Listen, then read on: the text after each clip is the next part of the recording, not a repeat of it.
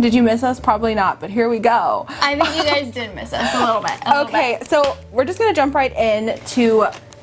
It starts off with them suspecting Miss Dana Booker. I'm so annoying. I'm over her. I'm done with her. I'm so over her. I'm just like, she's a weasel. We get it. She's a skunk, a snake. She's got me gooped and gagged. She needs to be thrown in the clinker. Like, I can't with her. She's so annoying, and this whole episode was really focused on her, so the whole time I was watching this episode, I was like, this isn't my favorite. I'm not down with this. No, I'm not down with it at all. I'm over her. She needs to be written off. That's all I have to say. And I'm sorry, I'm Arlene King for me saying this, but it's just how I feel, and I feel like a lot of people feel like that. No, I just like, it's just, she's such a weasel, but she's not. And I don't think she's the bad guy. Because they're trying to make it like so obvious. And then it's never who you think it is. It's never who it is. And I've been right so far with all my predictions that it's not this person, it's not this person. Every week but other predictions you haven't been right. Okay, the shade is real. Okay, one thing I do like though is the love interests that are happening. Oh, okay. I'm here for some of the love interests. I'm here for Mona. Oh, I'm so here for Mona and Mason. Like, I want her to have love. She deserves it. But is Mason here for the right reasons? I think he is, except he's a little creepy. I originally thought it might be the janitor. No, okay, thank you. Let's reel it back. We thought it was the janitor. Was it? I'm kind of sad about it because he deserves love too. Does he? He was crusty AF. Like, I can't. But if you guys forgot, we actually talked to Janelle Parrish, and she was talking about the future of her love life or Mona's love life. Right. Check it out. Is there any chance that we could see her having some sort of a romance this season? Yes, you might get that coming up very soon. And it's fun because if you were to see that, you would see a whole new side of Mona. She's kind of had, she's had relationships in the past, but they've all been kind of circusy, young love. You might actually see her kind of fall in love sometime soon. So yeah, she was putting it out there. She's putting it out there. We were there for it. Well, the ending I'm still scene, there for it. Well, I'm here for it too, but the ending scene, like, they were all hot. That was too much. On the first time, like, come on, leave it for a day. Just to give you guys an idea of how I was watching this, I was watching in the office, and he started taking off her bra, and I went, not safe for work. I can't. I'm worried I'm gonna get fired. There's like the firewall was not here for it, but I like them because I think that they have been together for a long time. If you think about them playing their creepy little chess game. Let's also talk about that. Why the chess game? Like, I don't. I mean, why did she lock up all her friends? Where did Tinder go?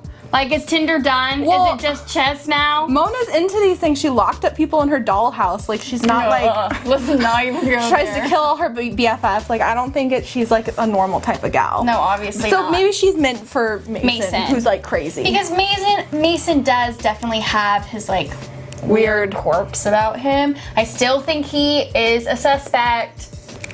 You're not getting off the hook that fast, Mason. Moving on.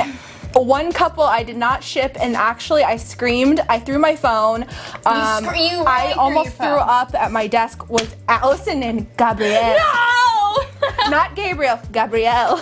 A little aura. Nothing against people who are in open relationships, but it's not my thing. Well, my thing is like. The whole episode, there was like this little fling, and last episode we saw more like Emily and Alison are done. So it was nice to see. But are they? Sasha keeps saying that Emerson is Endgame, but I don't know. But he was a little creeper, and then all of a sudden he goes, "Ooh, my wife thinks the same way," and Alison like freaked out, and I freaked out as well because I would freak out if I kissed a guy and he was like. Well, I don't trust anybody who wants to salsa with you in the living room. Like, that's weird. Like, by yourself. Like, if somebody was like, "Let's salsa in my living room," I'd be like, gross. Like, super weird. Let's not do this ever. Let's just rewind and pretend this didn't happen. When I was watching, take me to Mexico and then we can go salsa dancing. Maybe. I don't know. I didn't like it. I mean, the last guy, I don't think Alison has a great track record with guys. The last guy, if you guys don't remember who she dated, she got, I think, married to, he locked her up in an asylum and impregnated her with babies that weren't actually hers. So, she doesn't have a great track record. So this guy might be a keeper after all. I don't think so. And then we have Ava and Zach, who I thought was sweet. I thought it was like a nice little vibe. But I was worried when she spirals. It's like when you see Ava and her red Solo cup, you know that she's not doing well. She's not doing well. No, sis. it's so funny that it's like that cup too. It's like Solo cup. Red Takes Solo me back cup. to my college days, so I get it. Yeah. But I don't. She was so triggered, reminding was her of so- Nolan. I felt kind of bad for her, but it was like weird. Like, who in college like dresses up in a Santa hat? I don't know. Yeah, that was like really excessive, but also he was like a rich guy, so like sure, why not? Nate Archibald vibes. It was so Nate Archibald vibes. It was weirding me out. But I'm kind of glad he's gone. But But I think Zach is nice. I like how their love story was rooted in anger and then blossomed into like, well, it hasn't even started love. yet, but I think it's gonna. But my thing is #rebound. I mean, I don't think it's a rebound. I think she rebounded into the red Solo cup. Ooh. Her rebound was the booze, let's be honest. Okay, so this love is gonna stand the test of Dana Booker. I mean, I don't know if it'll stand the test of I'm Arlene King. Like, it's all up to her, and she might write it out. I don't know. I just felt, I thought it was sweet. I thought it was cute. I always feel so bad for Ava, so like seeing her like kind of actually happy. have a little happiness. It was nice. Yeah. Jeremy, I have a conspiracy theory that he's a robot. I'm convinced he's a robot. When he like, okay, first of all, everything about this like last scene, I was like dying. Like I just like. Well, let's bring it back. Bring it back.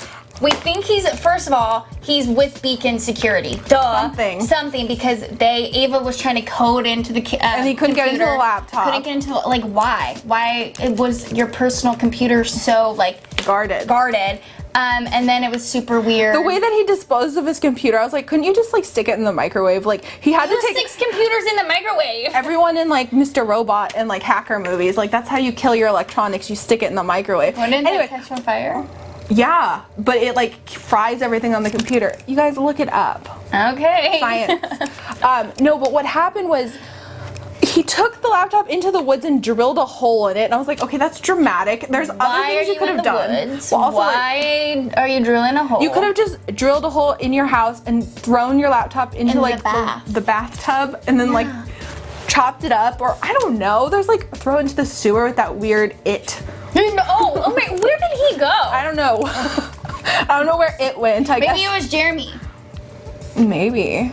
He's a robot? So we think he's a robot? I think he's a robot. Like a Beacon Security robot? I think he might be a little Roomba of Beacon Heights, but with evil intentions. Because like when he showed up behind her, his eyes looked psychotic. I was like, oh my god, that is not humanoid. That is like... That's robot. That's tech. That is tech. And last thing I want to say is I think Taylor's up to something.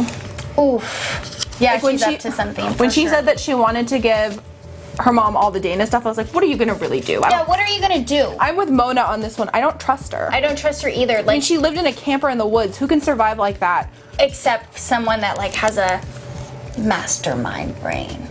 Which she probably does, but in a bad way. Why are you looking at me like crazy?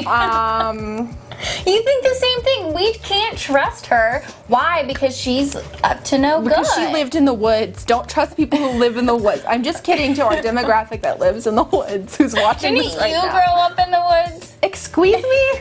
That's not accurate. Okay. Anyways, thanks you guys for watching. On that note, make sure to come back next week. It'll be my birthday. I'm turning old, so get ready for some great commentary when I'm having a mental breakdown. See you next week, guys. If you love that video, you're going to love everything on the Access YouTube channel. So hit the subscribe button. You can thank me later. Hit it. Now. Thanks.